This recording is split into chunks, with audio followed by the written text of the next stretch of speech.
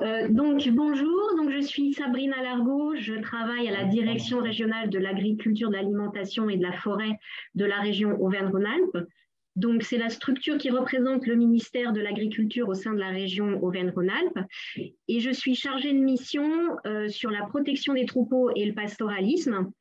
Et je remplace mon collègue Mathieu Métral, qui n'a pas pu se joindre avec nous aujourd'hui et qui s'excuse, qui lui, en fait, est le référent en charge de ce plan national d'action sur le loup et les activités d'élevage.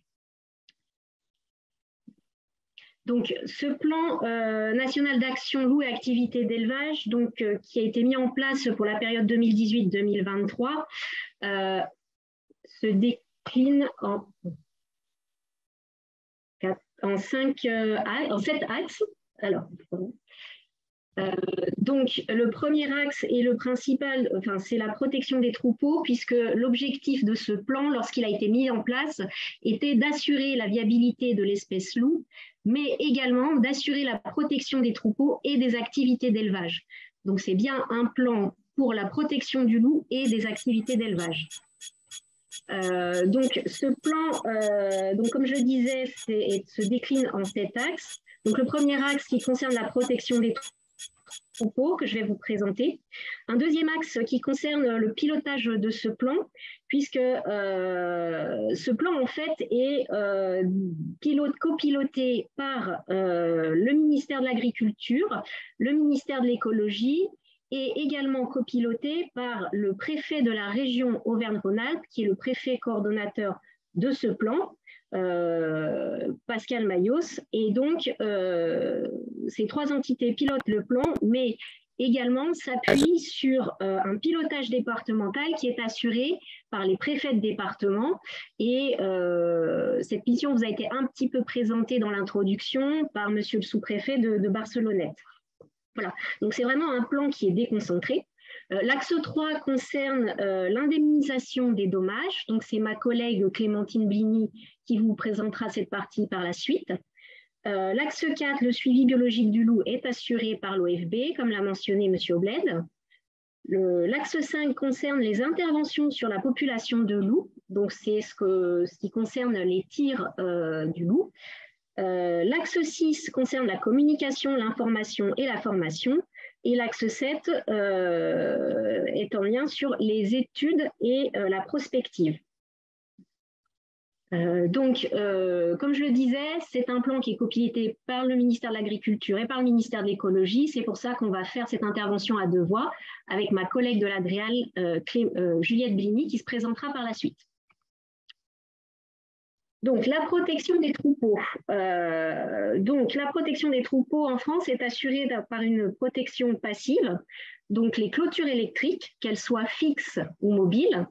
Ce sont par exemple des parcs de pâturage renforcés électrifiés ou alors des parcs de regroupement électrifiés nocturnes. Vous en avez 2-3 illustrations sur les photos. Et l'autre volet de la protection, c'est ce qu'on appelle les protections actives. Là, c'est du gardiennage qui est fait, ou de la surveillance renforcée qui sont faites soit par l'éleveur, soit par des salariés ou des prestataires. Et la dernière des protections actives, ce sont l'intervention des chiens de protection. La première étape, il y a 2 types d'aides. La première étape, en fait, se fait par le biais de ce que l'on appelle des crédits d'urgence. C'est du prêt de matériel qui est fait par les services de l'État et c'est mis en place pour répondre rapidement à une situation de crise. Et c'est financé par des crédits du ministère de l'Agriculture. La deuxième étape, c'est un dispositif un peu plus pérenne de protection des troupeaux qui était actuellement une mesure de ce que l'on appelait les plans de développement ruraux régionaux et qui, à compter de l'année prochaine, sera inclus dans les plans stratégiques nationaux, le plan stratégique national de la France. Cette deuxième étape, en fait, ce dispositif de protection des troupeaux contre la prédation, en fait, concerne les troupeaux d'ovins et de caprins et c'est également… Oui. Allô? Et c'est également, en fait, c'est pour protéger contre le loup et contre l'ours. Donc, ce dispositif a pour but de couvrir une partie des surcoûts liés aux adaptations des activités que les éleveurs sont amenés à réaliser pour se protéger contre la prédation. Ces mesures de protection sont contractées chaque année par les éleveurs qui sont éligibles au dispositif. Et le coût de la mise en place de ces mesures de protection est supporté à 80% par l'État et le FEADER, et les 20% restants sont à charge des éleveurs. Le financement dépend des niveaux de prédation sur le territoire, et ce qui nous amène à classer le territoire en différents cercles, les cercles 0, 1, 2 et 3. Alors, ces cercles, donc comme je vous disais, c'est une aide évolutive en fonction de la pression de prédation. Donc, ces cercles sont définis soit par arrêté du préfet coordonnateur, soit par les préfets de département. Donc, le premier cercle, au fait, concerne les foyers de prédation. Donc, ce sont les communes qui sont classées en cercle 0, ce sont les communes qui ont enregistré au moins 45 attaques au cours des 3 dernières années. Donc là, c'est vraiment là où la prédation est la plus importante. Le cercle 1 concerne les zones de prédation avérées. Et dans ce cas-là, une commune française, pour être classée dans ce cercle, il faut qu'il y ait au moins une attaque par an au cours de chacune des 2 dernières années. Le cercle 2 sont des zones où la prédation par le loup ou l'ours est probable. Donc, il y a au moins une attaque au cours des 2 dernières années ou en bordure du cercle 1. Et enfin, le cercle 3, qui concerne les zones possibles d'expansion du loup. Donc, ce sont des départements qui comprennent des communes classées en cercle 1 ou en cercle 2, ou des départements qui sont limitrophes de ces départements ayant des communes classées en cercle 1 ou 2. Pour illustrer, voici des cartes de délimitation des cercles qui en France en 2022. Donc, plus c'est sombre, plus on va vers le cercle 0, et plus c'est clair, c'est le côté du cercle 3. Donc, vous avez un zoom à droite sur la partie alpine. Donc, pour détailler, donc comme je vous ai dit, l'aide est évolutive en fonction de la pression de prédation. Donc, on classe les communes en cercles en fonction de cette pression de prédation. Et ces cercles permettent d'ouvrir le financement à des mesures de protection. Et donc, ça se décline en fonction de la pression de prédation. Donc, pour les communes qui sont classées en cercle 0 ou en cercle 1, donc qui sont les foyers de prédation ou les zones de prédation avérées par le loup, l'aide financière peut être attribuée pour l'achat et l'entretien des chiens de protection, les clôtures, la mise en place, l'achat de clôtures et de parcs électrifiés, le gardiennage par l'éleveur ou par des salariés ou des prestataires, et cela finance également des analyses de vulnérabilité ou de l'accompagnement technique pour la mise en place de ces mesures de protection. Ce que vous voyez entre parenthèses, en fait, c'est le pourcentage de financement de la dépense. Donc, pour les chiens de protection, les clôtures électriques, c'est financé à 80%. Et pour ce qui concerne le gardiennage, tout dépend si on est en cœur de parc ou pas. C'est 80% en dehors des cœurs de parc ou 100% en cœur de parc. Et donc, parmi ces 3 premières options, pour pouvoir demander l'aide, il faut mettre en place au moins 2 options au minimum parmi les 3 premières. Pour le cercle 2, donc, qui est la zone de prédation probable par le loup, ce qui est financé, donc, ce sont les achats et les entretiens de chiens et les clôtures et les parcs électrifiés, et également l'accompagnement technique pour la mise en place des chiens de protection. Et pour pouvoir bénéficier de l'aide, il faut mettre mettre en place au minimum une des 2 premières mesures de protection. Donc, soit les chiens, soit les clôtures.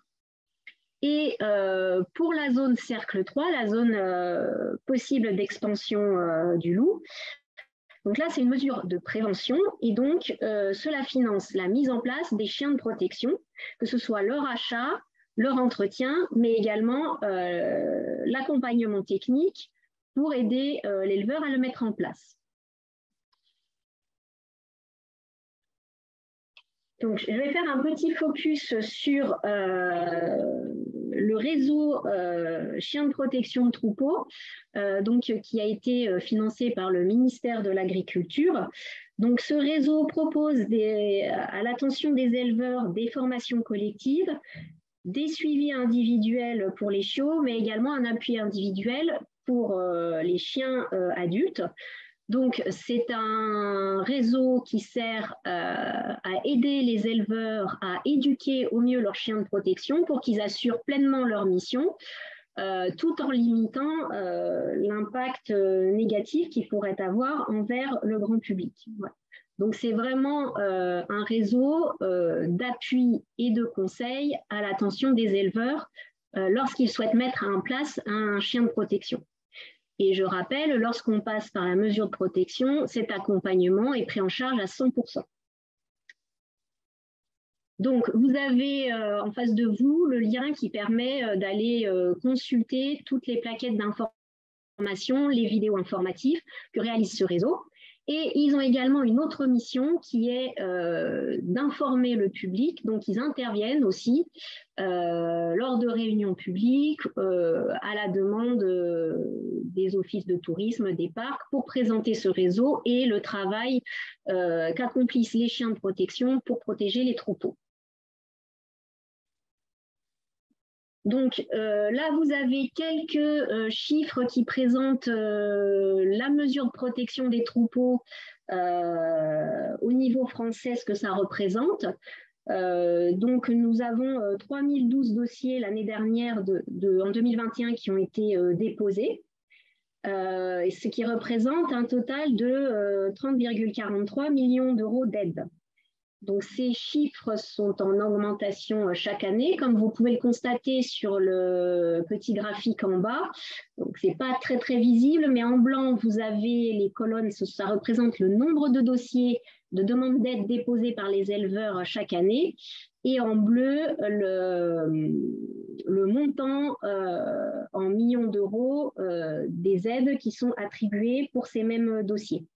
La ventilation de l'aide se fait, on le voit à l'aide du graphique sur la gauche. Donc, la majeure partie de l'aide, ça concerne en fait la mesure qui concerne la surveillance du troupeau, que ce soit faite par l'éleveur en bleu foncé ou par des prestataires ou des salariés en rouge. Voilà. Donc ça, c'est à 3/4 de la mesure sont destinés au financement du gardiennage. Le quart restant se répartissant entre pour le financement des chiens de protection et les clôtures électriques.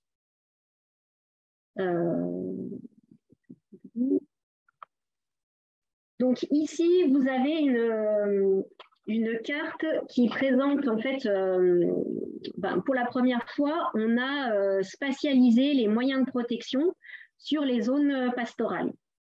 Donc à gauche, vous avez la carte qui concerne la répartition du gardiennage sur les zones pastorales.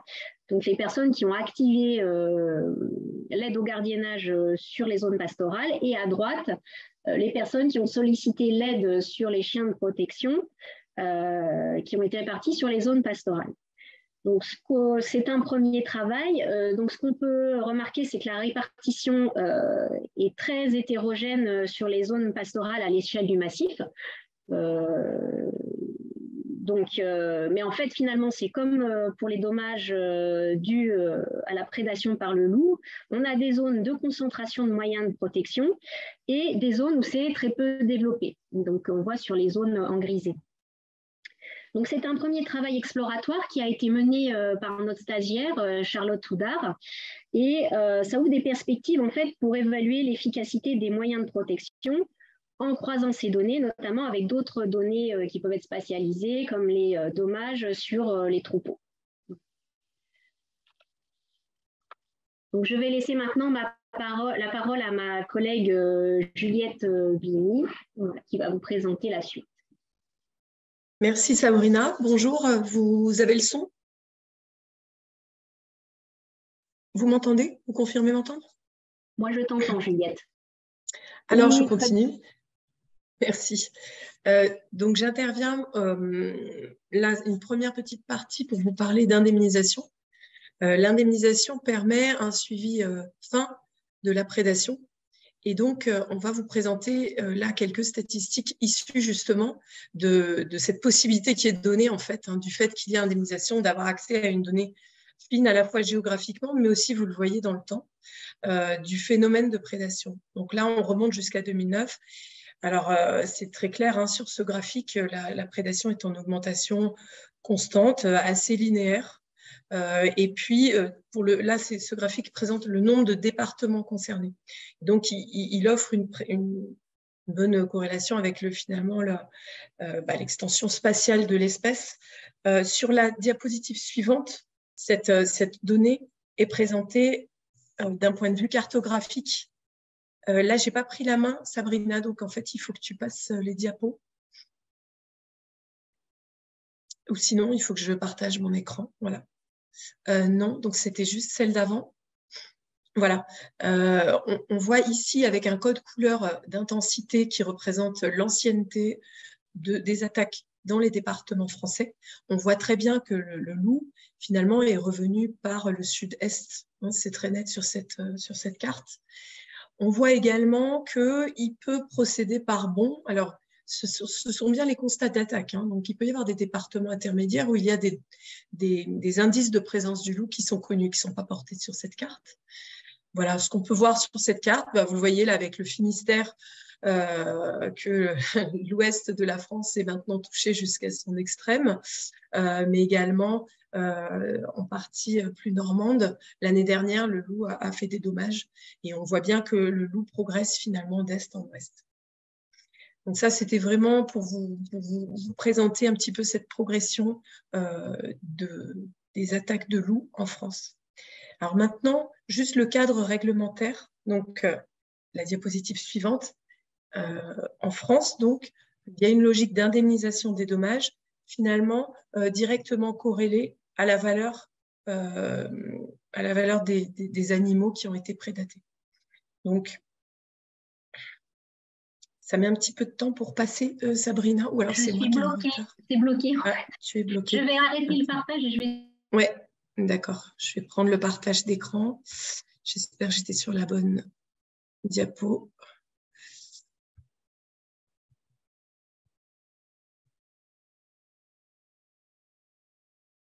Voilà, mais il faut que je puisse avoir accès. À faire défiler les diapos.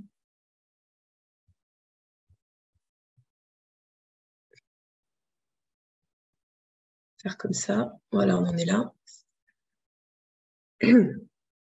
Donc, du coup, en France, la base réglementaire, c'est vraiment l'établissement d'un constat par un agent spécialement formé à cette fin. Et le constat, c'est vraiment le recueil d'éléments factuels de l'attaque.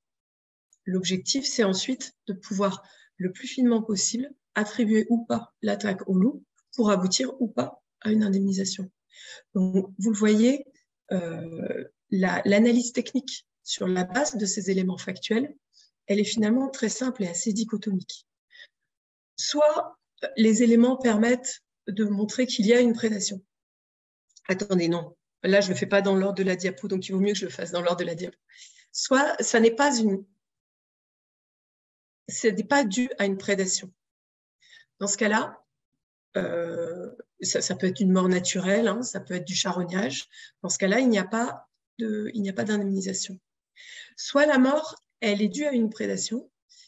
Et dans ce cas-là, on va regarder les éléments techniques du constat qui orientent ou pas vers le fait que ce soit du loup. Donc, ça peut être la taille des incisions, leur localisation, leur nombre, le fait qu'il y ait une hémorragie ou pas, etc. Donc, vous voyez des éléments très techniques qui orientent ou pas vers une prédation et vers une prédation par le loup ou pas. Donc, si on ne peut pas exclure la responsabilité du loup, on indemnise. Et enfin, il y a des cas où on ne peut pas forcément conclure parce que peut-être la bête a été consommée de façon assez importante. Il y a eu du charognage derrière, il y a eu des vautours, etc. Il y a pas mal de possibilités. Et dans ce cas-là, l'a priori est de ne pas indemniser, sauf si les éléments de contexte démontrent une prédation importante qui peuvent orienter vers quelque part une forte probabilité que l'attaque soit due au loup. Et dans ce cas-là, on indemnise. Dans tous les cas, les critères d'indemnisation sont les suivants. Donc, on va répondre à un certain nombre de barèmes qui sont liés, vous le voyez, en fonction des espèces. Donc, les espèces qui sont prévues dans le barème, ce sont les ovins, les caprins, les bovins, les équins, et puis les chiens. On peut également indemniser les espèces qui sont hors barème, mais dans ce cas-là, on fera du cas par cas.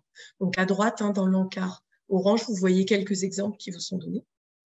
Sachez donc qu'il y a une prise en compte au sein d'une même espèce, il peut y avoir une prise en compte de la typologie de l'espèce. Notamment sur les ovins, on a beaucoup de typologies en fonction du caractère laitier, du caractère boucher, ou du caractère reproducteur. On peut prendre en compte le fait qu'une brebis est une meneuse, etc. Il y a quelques critères comme ça qui sont pris.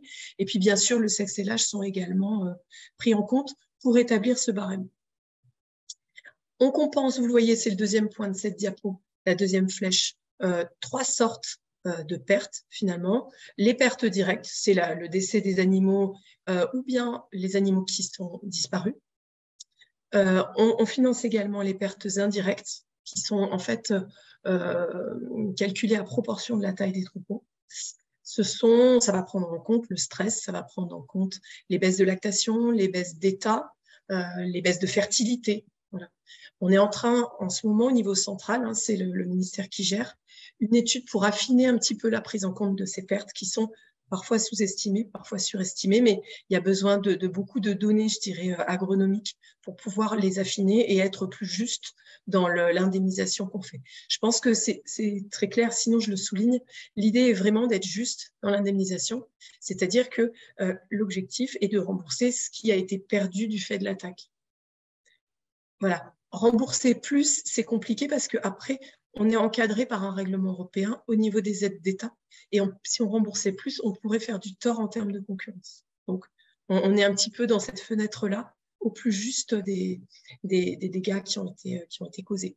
Et enfin, le dernier point, c'est juste rappeler qu'on a une base de données qui gère autant d'entrées qu'il y a d'attaques en France, donc entre 4 et 5 000, et qui est utile bien sûr comme support pour l'indemnisation, mais également pour un certain nombre d'études, et vous allez le voir là, un certain nombre de graphiques, de cartes peuvent être établis en France avec un degré de finesse important, lié justement au fait qu'on assoit l'indemnisation sur cette base de données. Donc là, je passe par une partie où il y a un petit peu plus justement d'éléments graphiques issus donc de cette base, comme je viens de le dire. Donc, le premier élément, c'est l'évolution en nombre d'attaques en haut à gauche et en nombre de victimes en bas à droite depuis 10 ans en France. Donc, on voit nettement depuis 4 ans un tassement finalement, après une augmentation qui était relativement linéaire, et depuis 4 ans un tassement de ces attaques, malgré le fait que dans le même temps, la population lupine augmentait de façon importante. Alors, je me dois quand même de vous dire que la donnée 2022, on ne l'a pas encore, bien sûr, elle n'est pas échue, on ne peut pas vous établir le graphique. Il y aurait trop de biais à cette période de l'année encore. Par contre, c'est la diapositive suivante que je vous présente là, on a eu une année 2022 qui discorde avec une augmentation de prédation. Donc, on avait un tassement depuis 4 ans, mais en 2022, il y a une augmentation qui est de l'ordre de 20 à 25% d'attaques et de victimes. C'est la courbe rouge, que vous le voyez bien sur ces deux graphiques, qui se retrouvent en 2022. Alors, je vous montrerai juste après sur une carte, juste auparavant, un tout petit point sur les victimes. Donc, on a plus de 10 000 victimes annuelles. Voilà. Juste rappeler que parmi ces victimes, donc là, on est sur les données 2021, les dernières données échues, évidemment, puisque 2022 n'est pas terminé. Et vous voyez que 20% des victimes sont des bêtes qui sont blessées, puisqu'on analyse les bêtes tuées et les bêtes blessées. Parmi ces 20% de bêtes blessées, et là c'est le camembert de droite, vous voyez que 60% ont un pronostic vital engagé. Donc pour celles qui ont un pronostic vital engagé, on les indemnise comme si elles étaient décédées. Et pour celles qui n'ont pas de pronostic vital engagé, on indemnise les frais vétérinaires et voilà, ce qui est nécessaire pour soigner la bête puisqu'elle est blessée. Voilà, je viens là maintenant à cette donnée plus cartographique sur l'évolution de la prédation. Donc là, oui, il y a un biais, hein, je vous l'ai dit, hein, l'année n'est pas terminée, mais c'est vraiment la présentation de l'année 2022 avec des données qui étaient à mi-novembre.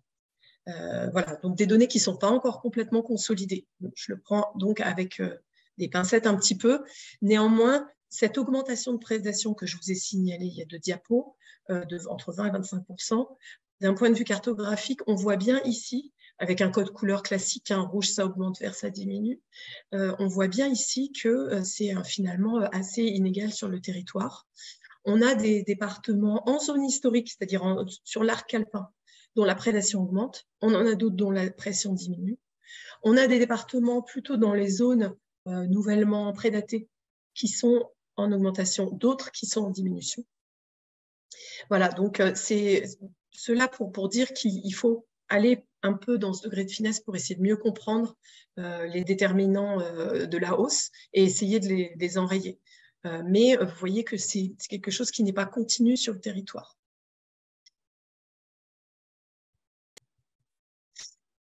Je passe à la présentation d'un axe suivant, donc l'axe 5, qui concerne la politique de tir en France. Je vais aller, bon, il y a pas mal de choses écrites, mais je pense qu'elles sont quand même assez connues, donc je vais aller assez vite sur cette diapo. La partie supérieure de la diapo vous présente les principaux textes qui encadrent la protection du loup. Donc le loup est une espèce qui est strictement protégée en France par plusieurs textes de portée internationale. Donc international, européen, et qui sont ensuite retranscrits dans le Code de l'environnement et encadrés par un arrêté ministériel qui liste les animaux protégés, dont le loup. Sur la partie basse de la diapo, j'ai toutefois rappelé les critères de dérogation, puisque notre sujet, c'est le tir. La destruction d'un loup espèce protégée est strictement interdite, sauf dans certains cas.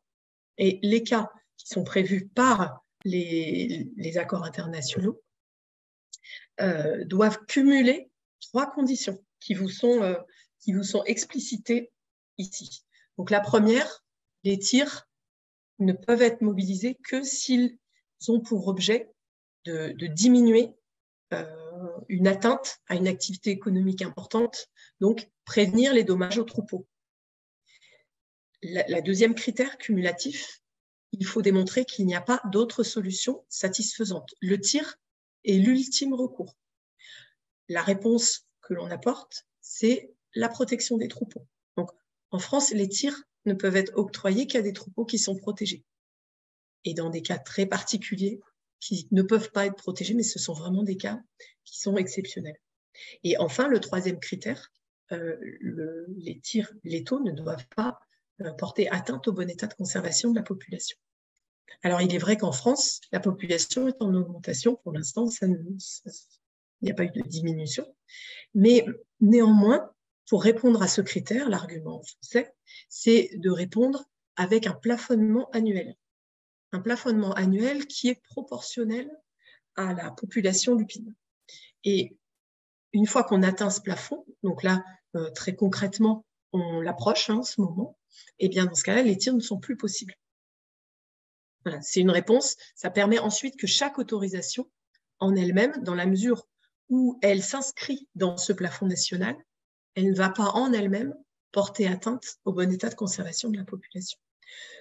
Une diapo pour rappeler donc comment ces règles sont transcrites en droit français, par 2 arrêtés ministériels.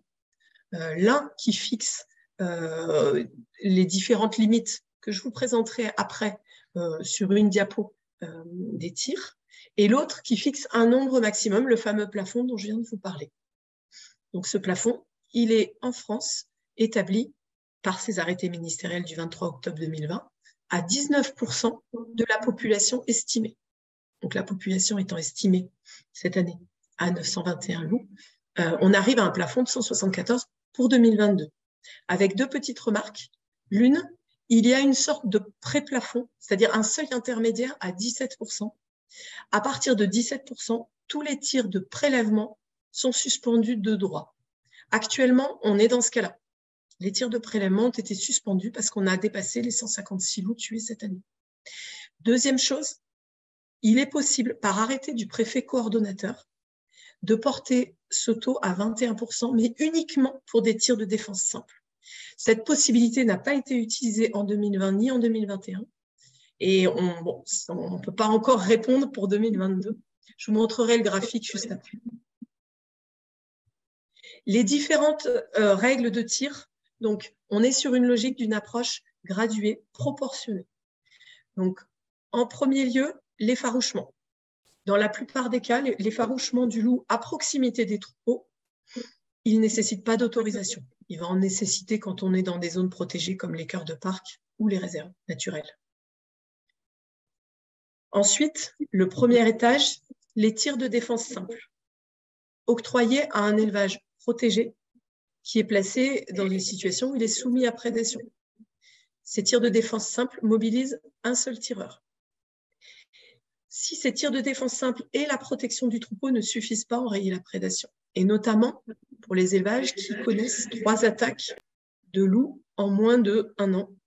Dans ce cas-là, les éleveurs peuvent demander au préfet une autorisation de tir de défense renforcée et qui, là, permet de mobiliser plus de tireurs. Alors, jusqu'à 10, en général, on ne va pas jusqu'à 10 parce que les opérations de tir sont quand même complexes à monter quand il y a plusieurs tireurs pour des raisons de sécurité. Donc, toujours les tirs de défense, toujours à proximité du troupeau, toujours les troupeaux protégés, toujours les troupeaux exposés à prédation. Ces 3 conditions cumulatives systématiques. Et enfin, c'est la case de droite, les tirs de prélèvement, c'est-à-dire pas forcément à proximité du troupeau. Ce sont des tirs où on va aller en recherche du loup pour le détruire. Voilà, parce qu'on aura démontré au préalable que ce loup est responsable de dommages exceptionnels qui n'ont pas pu être enrayés par les dispositions précédentes. Voilà. En France, il y en a eu 4 d'autorisés cette année. Il y a eu 1 loup tué cette année en tir de prélèvement. Et puis, il y a un tir de prélèvement qui a donc été suspendu quand on a atteint les fameux 17%. Ça, c'est pour les données donc 2022. J'arrive à mon petit graphique. Est-ce qu'on le temps de...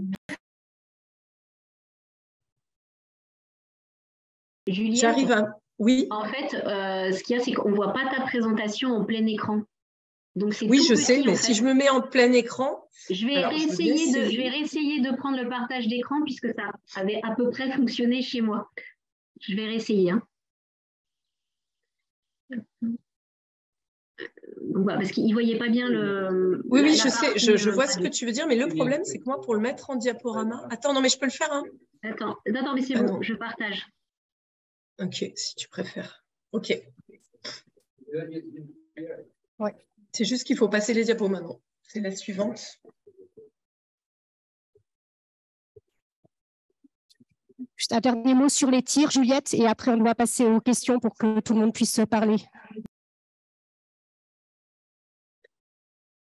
Voilà, donc ce graphe présente le nombre cumulé de loups tués en France. Donc sur les 3 dernières années, la courbe jaune est celle de 2022. Donc vous voyez, sur le plafond de 174, on est aujourd'hui à 163. Alors, pour votre information, là on présente juste une courbe, mais derrière, il y a un travail qui est vraiment très, très important de suivi. À chaque loup tué, on est informé des conditions du tir, on a un compte-rendu du tir, on en vérifie la régularité, on le décompte, bien entendu. Ce décompte compte également tous les loups braconnés, dès qu'on en a connaissance. Et puis, il y a en France un système d'alerte qui est mis en œuvre pour pouvoir suspendre immédiatement tous les tirs dès qu'on atteint un plafond, que ce soit le 17% pour les tirs de prélèvement ou le 19%. Donc là, à partir de 168 loups, nous, on est d'ores et déjà prêts avec toutes les directions départementales des territoires de France, à chaque loup tué, à engager une procédure d'alerte pour que, quand on atteindra le plafond, tous les tirs soient immédiatement suspendus. Voilà. C'est un corollaire vraiment important pour démontrer qu'on est en capacité de gérer le plafond. Donc, du coup, je ne fais pas les dernières diapos il faut que je m'arrête là.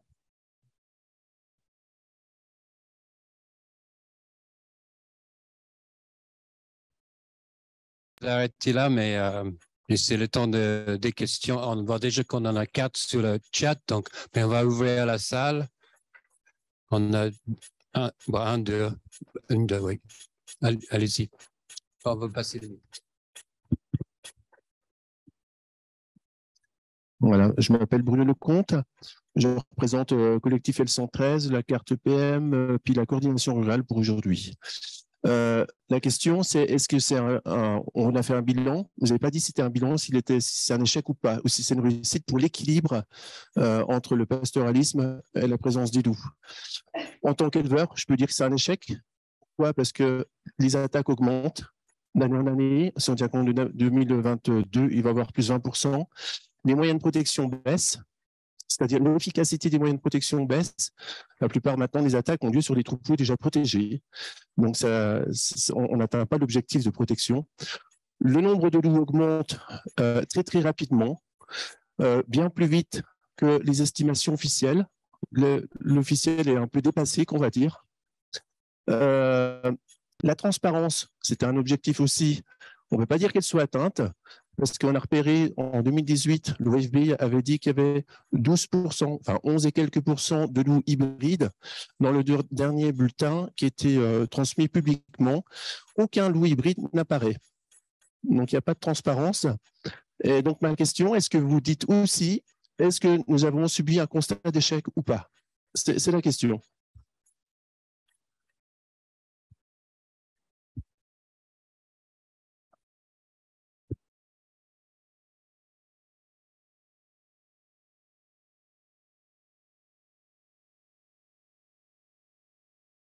Est-ce qu'à l'Adréal, il y a une réponse? Sinon, peut-être en salle.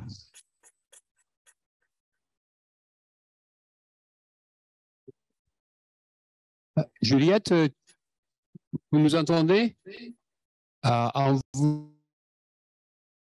Voilà, ça y est, j'ai le son. Oui, alors je comprends effectivement, on vous a présenté ce plan qui est en 7 axes avec un certain nombre d'actions. Donc, je ne pense pas qu'on puisse apporter une réponse binaire. Dire ça a marché, ça n'a pas marché, c'est un échec, c'est pas un échec. C'est sûr que la réponse, elle est forcément pondérée, elle est forcément nuancée. Alors, moi, ce que je constate, c'est que la population lupine a cru. C'est un des 2 objectifs du PNA.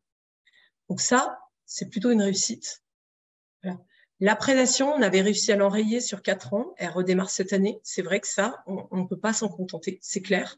Et il est évident qu'il faut qu'on réussisse à la diminuer, à retrouver cette capacité, au moins la stabiliser, voire la diminuer. En termes de transparence, le préfet coordonnateur réunit les parties prenantes plusieurs fois par an et pour moi, il est extrêmement transparent dans à la fois les éléments de bilan, à la fois les éléments prospectifs à venir, les travaux en cours. Toutes les personnes membres du groupe national sont associées aux travaux en cours. Et enfin, en termes de transparence, alors c'est vrai que je n'ai pas pu finir mon diapo, mais voilà, ça me permet de placer le fait que, en termes de communication, les éléments sont disponibles sur notre site internet. Alors, on ne peut pas tout mettre parce qu'on a une attention extrême qui est portée au respect des données privées. Donc, je vous l'ai dit, on manipule une base de données qui fait 4 ou 5 000 entrées et dans laquelle on a de la donnée privée. Et je peux vous dire qu'au niveau de l'Adréal, on fait très attention à ça. Donc, on met sur le site internet tout ce qu'on peut mettre, mais dans ce respect-là, pour moi, voilà, c'est une obligation. Donc, j'apporte cette réponse plus nuancée et je voudrais quand même dire que pour participer très souvent à ces groupes nationaux loups, les 2 préfets concernés, mais également les services, sont très attentifs aux remarques qui émanent du monde agricole et nous sommes tout à fait conscients que, étant les premiers touchés, ils ont à être les premiers entendus et c'est comme ça que le plan est géré.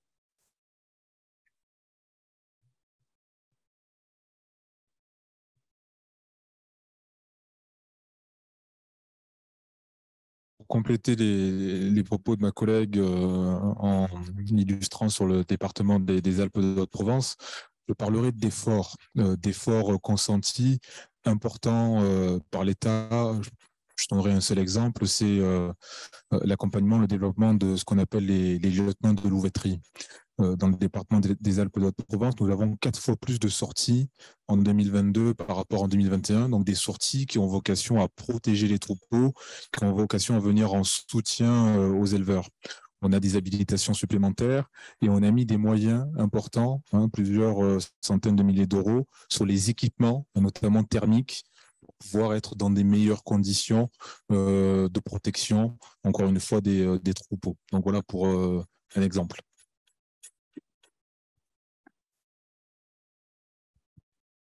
Bonjour à tous, Claude Font, représentant de la Fédération nationale ovine. Donc, je remercie par rapport à tous ces exposés. Je voudrais faire juste 2-3 points. Le premier, vous l'avez justement dit, c'est sur le financement des mesures de protection. Vous l'avez justement dit, c'est-à-dire à hauteur de 80% avec des plafonds par exploitation. Je voudrais juste rappeler que le monde de l'élevage participe aussi au financement des mesures de protection à hauteur, c'est une estimation, enfin, je ne sais pas si vous allez la valider, aux alentours de 8 millions d'euros, qui reste à la charge des éleveurs. Donc on voit aussi que l'État fait sûrement des efforts, mais les éleveurs aussi, le monde de l'élevage fait aussi des efforts, y compris financiers par rapport à cette problématique de prédation.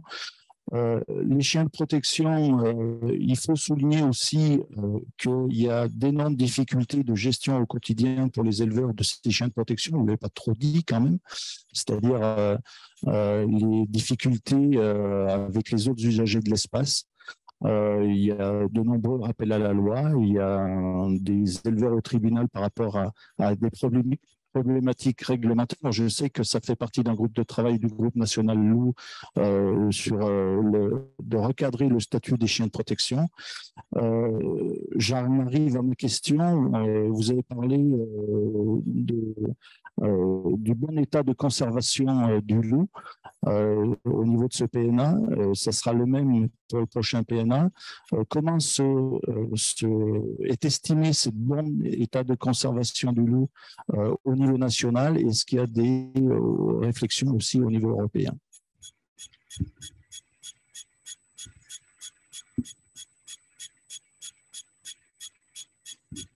Juliette? Je veux bien répondre, mais il me semble que ça relève quand même plus d'une réponse de la part de l'OFB, puisque là, il va y avoir une saisine des deux ministères de l'OFB et du MNHN, qui est incessante, pour justement estimer faire un point d'étape, en fait, de l'état de conservation du loup à ce moment-là, la fin 2022, début 2023. Et c'est sur ce diagnostic, je dirais, le plus récent possible que nous appuierons pour faire évoluer éventuellement la réglementation pour le prochain PNA. Mais du coup, sur la méthodologie, je pense que l'OFB est plus à même que moi de répondre à votre question.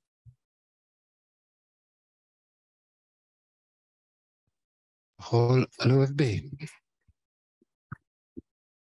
Oui, bonjour à tous. Christophe Duchamp de...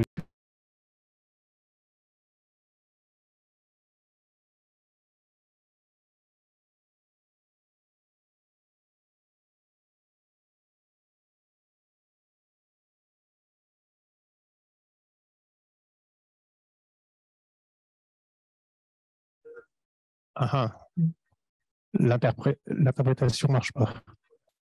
Yeah? Vous m'entendez? Est-ce que ça marche? Toujours pas? Oui, c'est bon? Tout marche? Non plus? Vous avez un problème de traduction dans les micros. En anglais?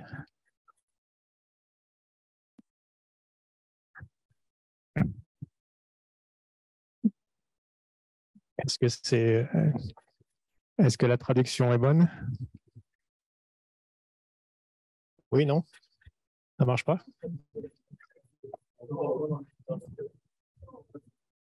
Bon. Ah bon. Ok, bah, je vais répondre en français, puis on fera une petite traduction en anglais peut-être. Ok. Donc, oui, donc l'état de conservation de la population, elle fait partie du plan d'action national et donc elle est évaluée chaque année à la fin de chaque hiver, puisqu'on fait un bilan rétrospectif avec tous les bilans hivernales et notamment le suivi des populations sédentaires et qui sont installées en zone de présence permanente. Donc, on regarde 3 indicateurs. Le premier, c'est les zones de présence permanente installées en meute ou non, c'est-à-dire des loups sédentarisés dans leur territoire. Et le deuxième, c'est la traduction de ces ZPP en effectifs de la population, qui font appel à des techniques dites de capture, marquage, recapture sur des crottes sur lesquelles on regarde la génétique et l'ADN pour typer les loups. Donc ça nous permet de mesurer l'état de la population en effectif. Donc un nombre qui est vu, corrigé par tout ce qu'on peut rater, avec les techniques qui vont avec. Et la troisième, c'est l'expansion géographique de l'espèce, puisque chaque donnée est géoréférencée, et donc on a une proportion de territoire supplémentaire qui est colonisée chaque année en cartographie. Et ça donne effectivement l'ensemble de l'état de conservation de l'espèce, qui donne 3 indicateurs, à la hausse quand les 3 sont positifs, stable ou à la baisse. Et l'essentiel étant que les taux de croissance, qu'ils soient démographiques ou géographiques, soient positifs pour établir que l'état de conservation, en tout cas à court terme, est positif et il est réévalué chaque année pour regarder comment ça évolue.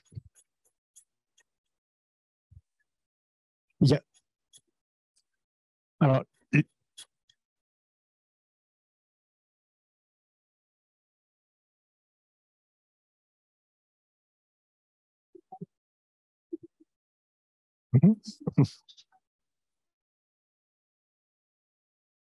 ouais, juste pour conclure, peut-être, effectivement, il n'y a pas de seuil limite. L'essentiel étant que le taux de croissance soit positif. Après, si vous avez 1000 loups et que vous avez une tendance en projection qui est négative, l'état de conservation va être défavorable. Et après, effectivement, le seuil est un choix politique, mais pas du tout un choix de science et de démographie. Merci. Et Ricardo va nous choisir une question sur le chat, je crois. Oh, Nolwenn. J'avais une question sur l'analyse de vulnérabilité. Pouvoir expliquer qui pouvait en bénéficier et en quoi ça consistait. Oui.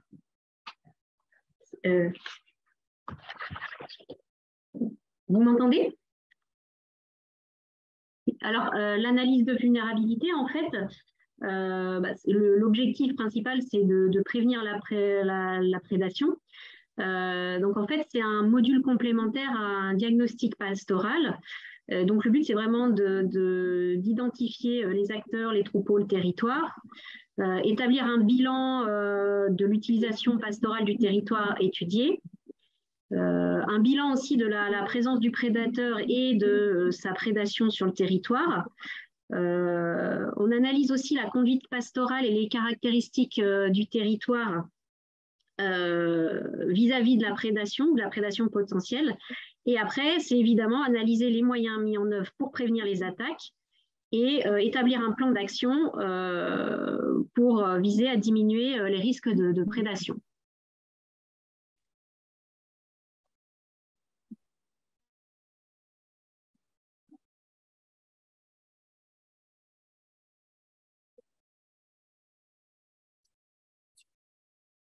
On va donc passer à la présentation suivante concernant l'Italie. Merci.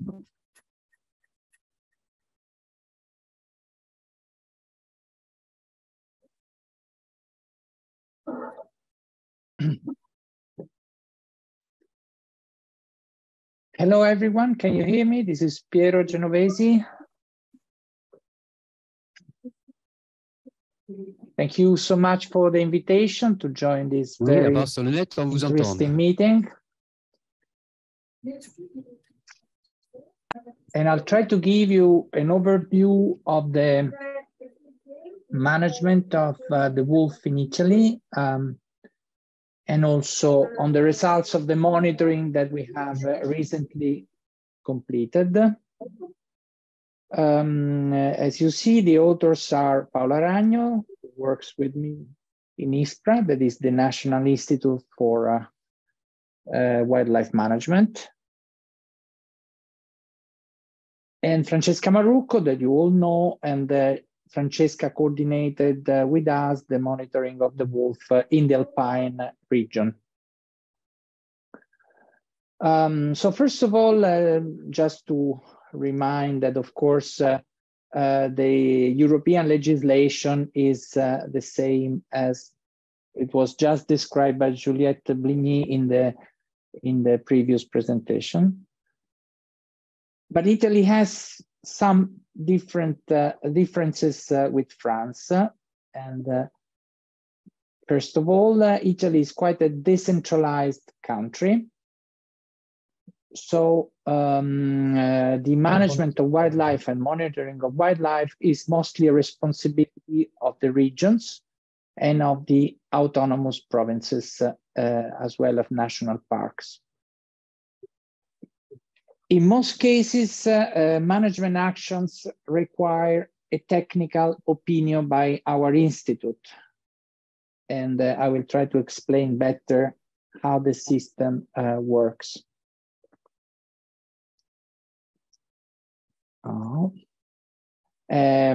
So, of course, as in France, the Habitats Directive that is adopted in Italy through a national legislation specifies that the wolf is protected species and that any disturbance and killing are prohibited. But of course, as in France, derogations are possible. And the framework is similar to the French system. But the difference is that in our system, any derogation must be authorized by the Ministry of the Environment on the basis of a technical opinion from our institute. Recently, in the last few years, there has been a legislative change, and the autonomous provinces of Trento and Bolzano, as well as the region of Valle d'Aosta, have the possibility to directly authorize the capture or killing of wolves, again based on a technical opinion from our institute. The highest court of Italy, the Constitutional Court, has considered these legislations. Can you hear me? So there has been a verification on the legitimacy of this legislation.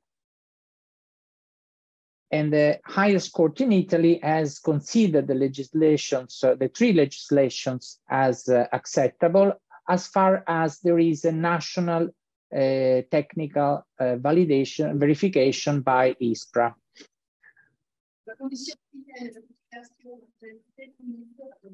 So in this case, but also in many other cases, the technical opinions issued from our institute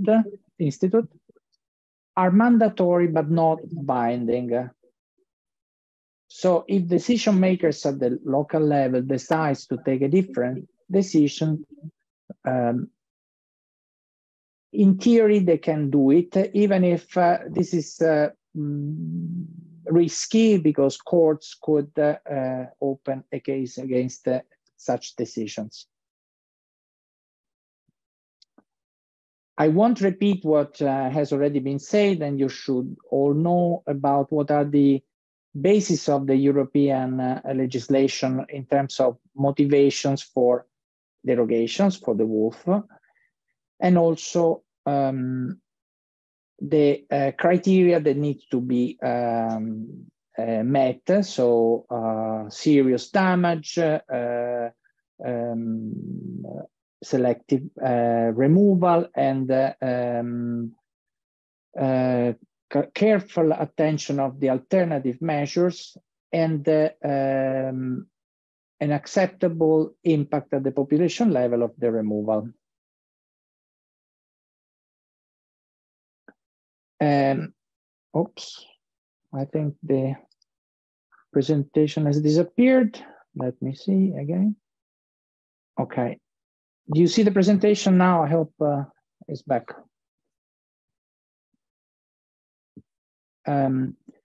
So as you can see now, there is a more recent guidance document from the European Commission that specifies more in details these elements. And again, this stress the need for reasons behind the removal, the absence of satisfactory alternative, and a verification that the derogation is not detrimental to the conservation status of the wolf population.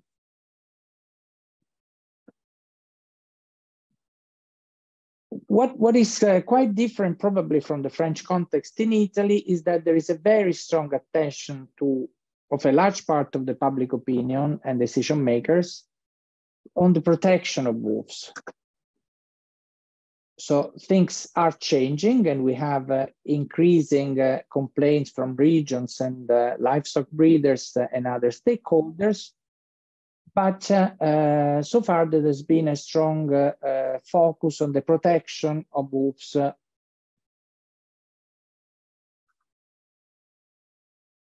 The action plan that was adopted 20 years ago excluded any removal of wolves.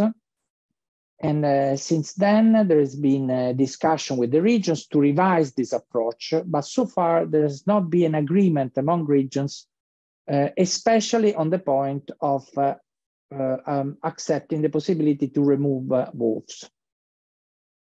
So the result of this discussion is that in Italy, no killing or removal of wolves has ever been authorized.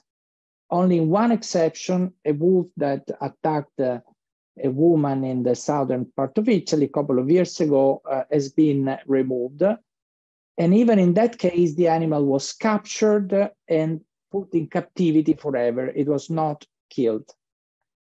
Even the use of rubber bullets has been authorized only after some discussions, and it requires an authorization from the Ministry of Environment.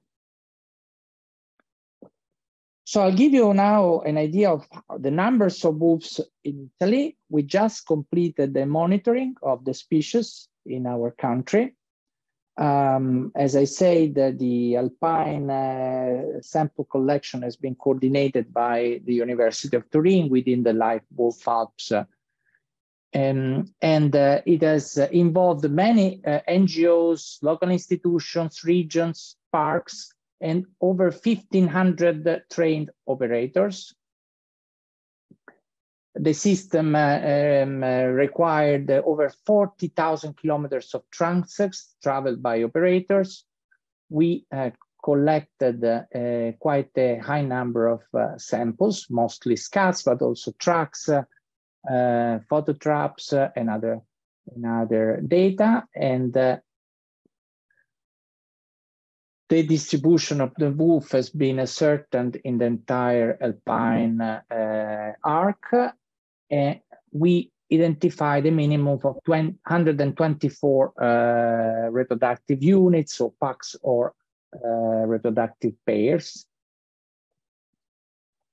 And the result of this monitoring could be compared to previous monitoring, and it has shown a rapid and quite significant increase in the number of wolves in the Alps that has doubled in recent years.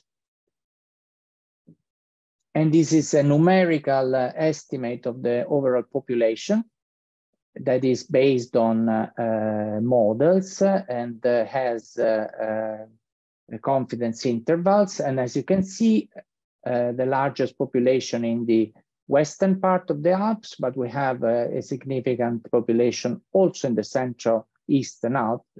And in total, we have about 1,000 wolves estimated in the Italian Alps. We also did the national monitoring extended to peninsular regions, and we hired 20 experts that coordinated the activities at regional scale. We involved the Forest Carabinieri, many experts, many techniques from regions, national parks, provinces, and so on. 5 national NGOs have been supporting the monitoring, and almost 30 local NGOs has helped us collecting data in the entire peninsular region. So we distinguished an extensive sampling that has been done in a large part of the wolf range in Italy, and an intensive sampling in some pilot areas where we managed to estimate local density of wolves through capture-recapture methods using genetic data. So also in the peninsular Italy, we sampled over 40,000 kilometers. We used about 600 camera traps, and we collected 16,000 signs of presence, mostly scats. And in general, we managed to collect over 1,000 genetic samples for the analysis, and we managed to gather 348 unique genotypes. The data allowed us to estimate the distribution area of the wolf in the entire peninsula.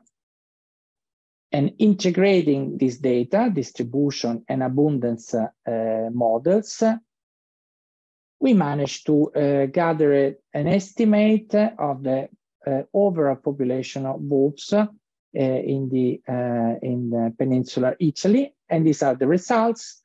So we have about 2,390 wolves estimated in the peninsular Italy, and we also ran the models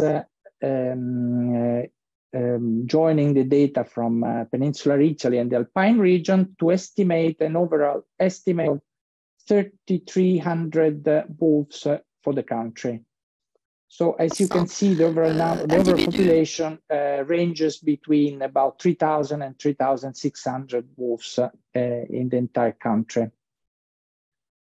If you think that the Italian wolf population was almost extinct, we probably had about 100 animals in the 70s, you can see how the population managed to increase in these decades. The expansion of the wolf and increase in the number of wolves is one of the reasons why we see an increasing number of wolves also in urban areas, in anthropized, in areas with high levels of human presence. And so we are increasing numbers of cases where people are concerned for the presence of wolves. So we have, this is one video of one pack in southern Italy that learned how to prey domestic dogs. And we have several cases of dogs and cats killed by wolf in the city, in a small village. And even in this case, the only approach we could use was to capture the wolf and remove them, translocating them in a natural areas in a national park in the south. And we have more and more cases of wolves showing this kind of behaviors. To manage these cases, we make reference to the Large Carnivores Initiative for Europe positions. So we distinguish the behavior of wolves, and we recommend the local authorities to try to use aversive techniques like rubber bullets, scaring the wolf with noises and lights. We suggest to radio monitor the wolf for improving the efficacy of prevention. And in some cases, as I said, we have given a positive opinion on the capture and remove and translocation of these individuals.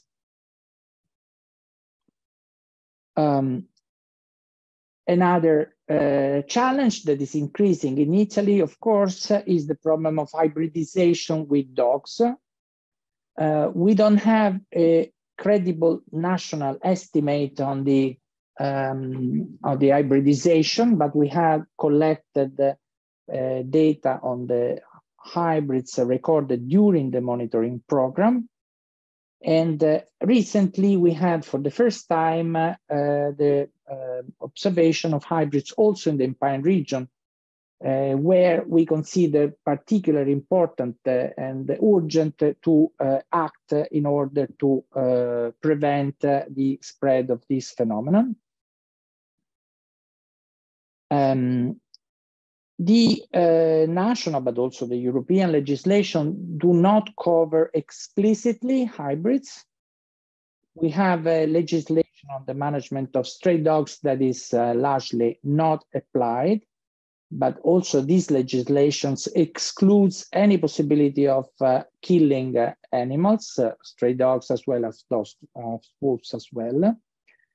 And we of course, make reference to the European recommendations and the guidance document that stress the importance to include hybrids in our legislation and our management policies, in particular, considering the removal of these animals to prevent impacts on the wolf population. Italy has raised the question to the Commission in 2017, and the Commission responded, underlying the need to restore, to maintain a satisfactory conservation status of the wolf, and described the hybridization as a serious threat to wolf. So in general, there is a guidance to manage this problem, but the legal basis is still quite weak.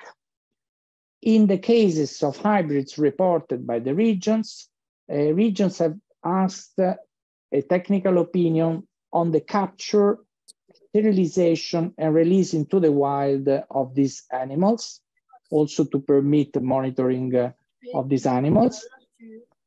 And we have considered the permanent captivity of these animals as acceptable, but so far there has not been any request to shoot hybrids in order to prevent impacts on the bulldog population.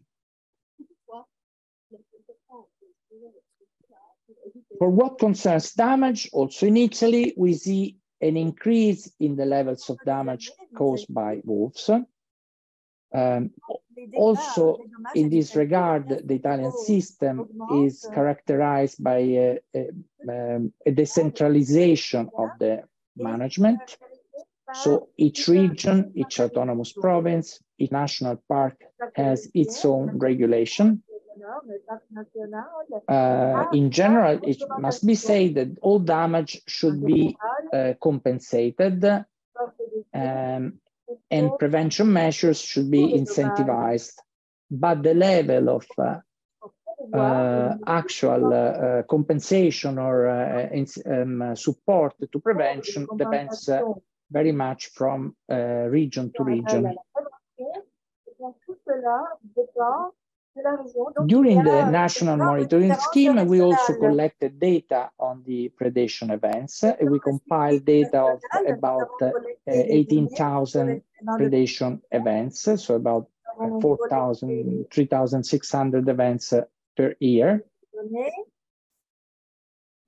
We gathered information of over 40,000 livestock individuals preyed by the wolf, so an average of about 9,000 individuals per year. This is an underestimate because not all predations are compensated. So where these are not compensated, livestock breeders not necessarily inform the regions about the attacks they suffer. The total compensation that was paid during this period was of about 9 million euros, so an average of less than 2 million euros per year.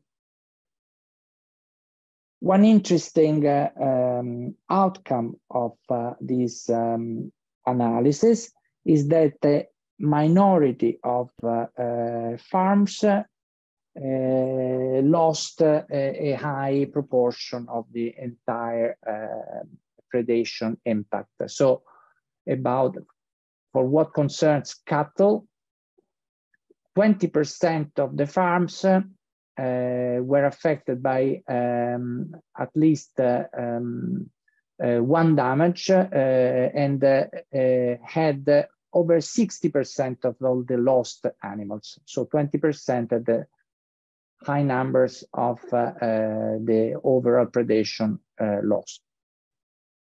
Similarly, for sheep and goats, a fraction of the breeders, so about 1/4, lost about 3/4 of the overall loss of animals. So in general, what we see is that few breeders, few farms have the majority of problems. And a minority of these breeders have frequent attack and chronically repeated from year to year with significant numerical losses. This is, of course, a basis calling for concentrating prevention and in the future removal efforts in the areas, so on the farms that suffer the highest losses, the highest number of losses.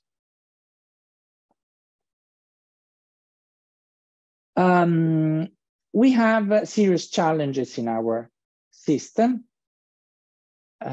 So first of all, there is this strong political discussion, not technical discussion, and this is involving the regions, the national authorities, but also stakeholders, NGOs, and the society. Even prevention measures as rubber bullets have been authorized only in a few cases and have been shown to be of limited efficacy.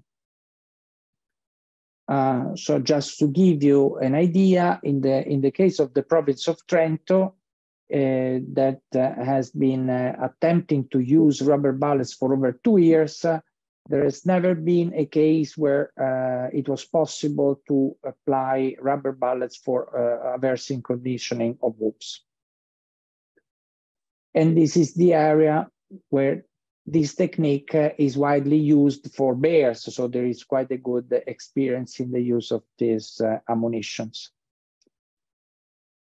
In one case, in an experimental project in Veneto, one radiotagged wolf that preyed on livestock and showed some habituation to humans, the use of rubber bullets have shown a change in the behavior of this animal.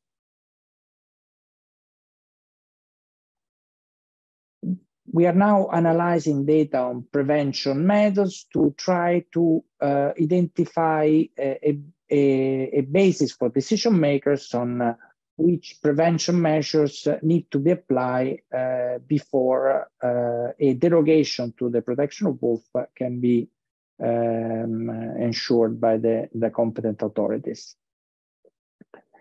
We had, at the central level, there have been several strong requests from regional or provincial authorities to have the possibility to decide autonomously, so without an authorization from the Ministry of Environment on the removal of wolves.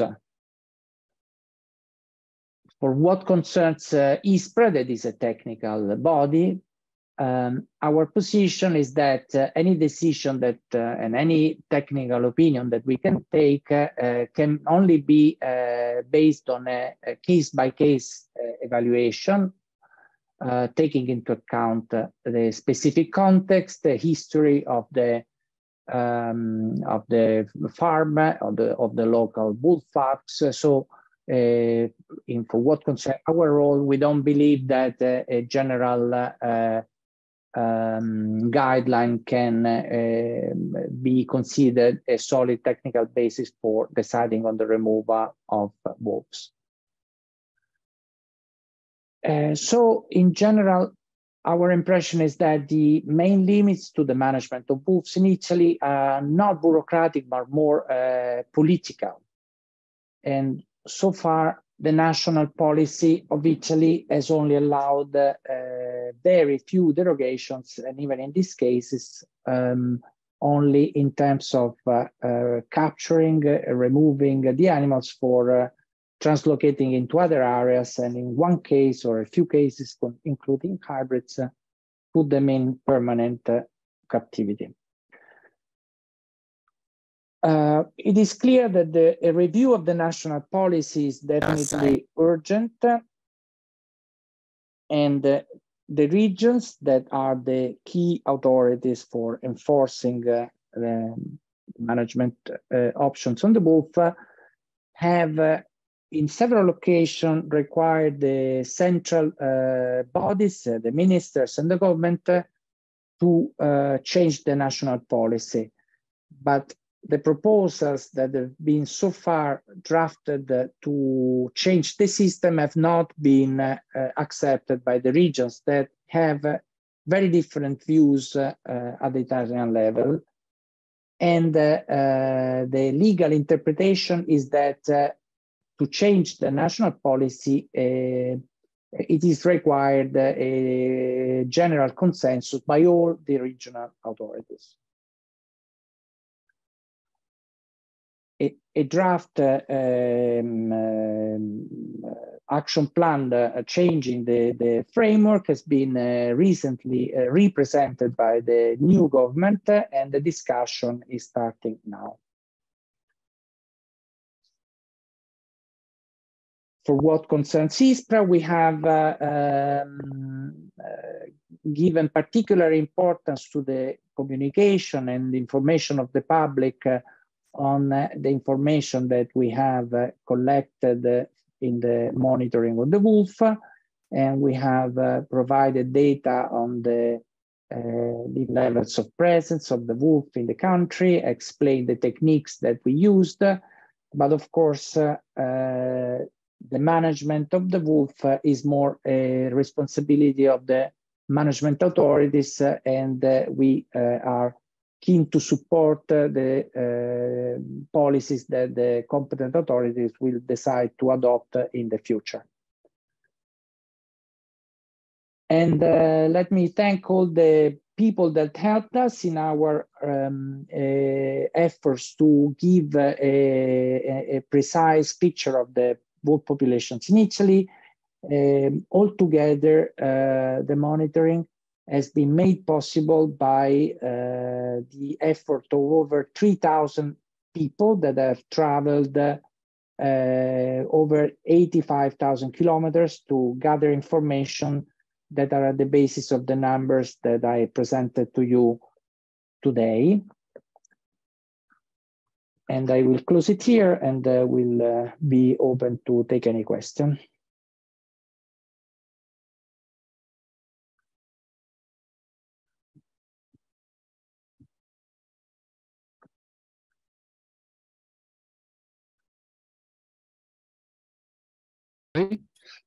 We have two questions for you on the chat. The first one is, why is hybridization such an urgent issue in the Alps? How can you defend that? This is, okay. Well, in some areas of Italy, hybridization is quite widespread. So in some areas of Tuscany, the levels of hybridization are somewhere between 25–30% of individuals. So it is definitely quite late to prevent the impact of these threats on the wolf population. But the information we have so far for the Alps show that we are still in time to avoid a spread of this serious threat in this region. So this is why we consider particularly important and relevant to address this problem in the Alpine region. For example, in the case of a pack of wolves and hybrids that has been recorded in the eastern part of the Alps, we strongly recommended to sterilize all the individuals, including wolves, because it is more important to prevent the spread of this threat than to avoid the reproduction of a pack that very likely will produce other hybrids in the future. Okay.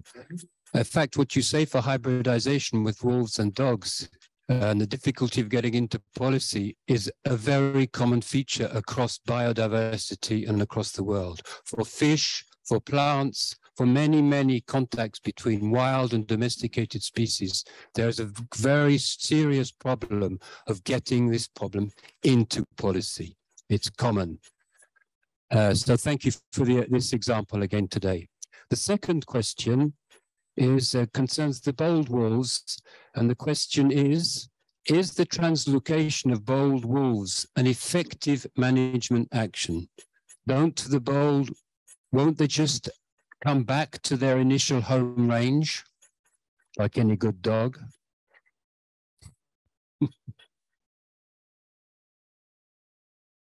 Now, this is definitely a very clever question, and of course, this cannot be the solution forever. We had cases where confident wolves that have been moved elsewhere did not come back to the urban areas where they were present and where they have changed their behavior. But of course, it's not always effective because wolves can represent similar behaviors in the areas where we move them.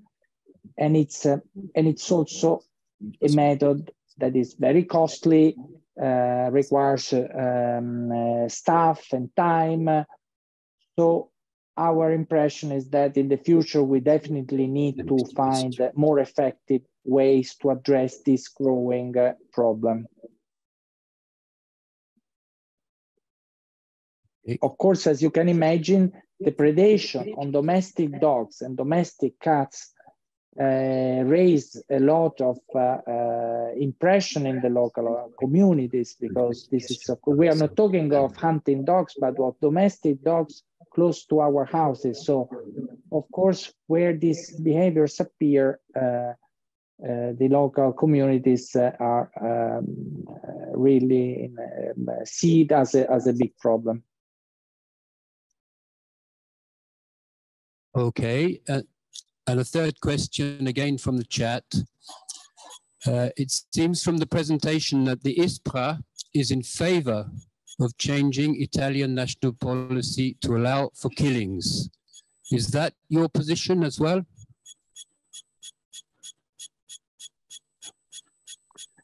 We believe that this is a political decision. So I'm sorry if I gave the impression or give my personal view. I represent ISPRA and I represent the technical community here.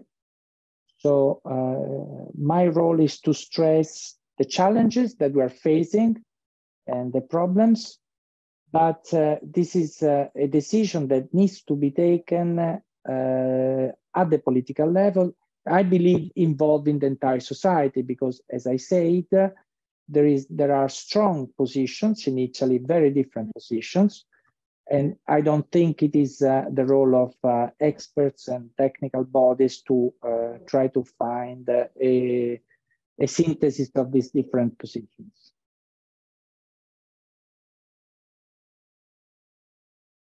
Okay, thank you. And there's one very small question in the room here.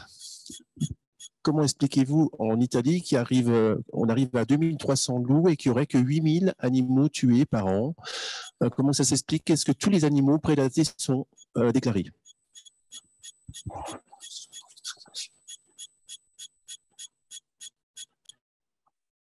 No, definitely not. It is an underestimate. Many predations have not been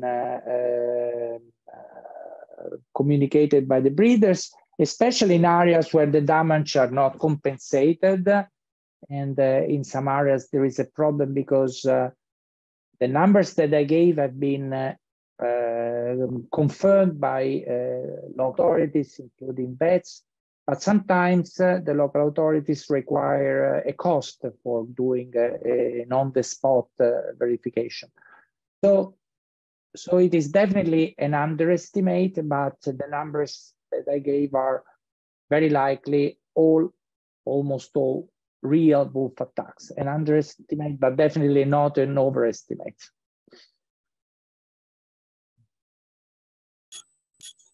Okay, thank you very much, Piero. Very quickly. No, you need this. No, you need this. Very quickly, okay? Bonsoir, bonjour. Je travaille beaucoup en Italie et j'entends beaucoup parler des chiens divagants et avec un grand nombre d'individus. Vous n'en avez pas trop parlé en fait et vous parlez d'hybridation. Merci. Gilles Strecher, je suis guide naturaliste, photographe animalier, partenaire du parc du Mercantour. Now, indeed, the presence of free roaming dogs, these are not, in most cases, these are not stray dogs. These are own dogs that are free to range part of their time. Is a problem in some areas, virtually, and especially in the south, it can be a serious problem in some areas. However, we find hybridization and we find problems also in areas where the presence of free roaming dogs is very controlled, like in the Alps.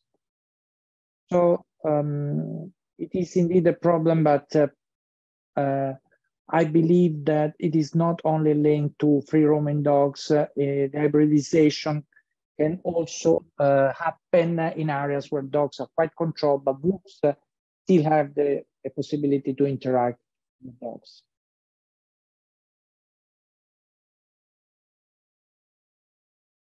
You are right on time. Donc c'est la pause. So we have a pause till 4:35. 15 minutes. La pause 16h35, on recommence.